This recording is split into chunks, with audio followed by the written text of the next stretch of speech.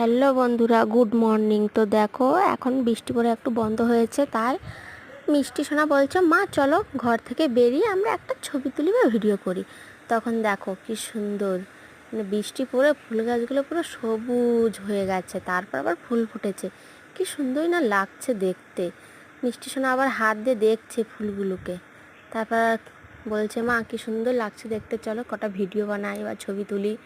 তারপর এই যে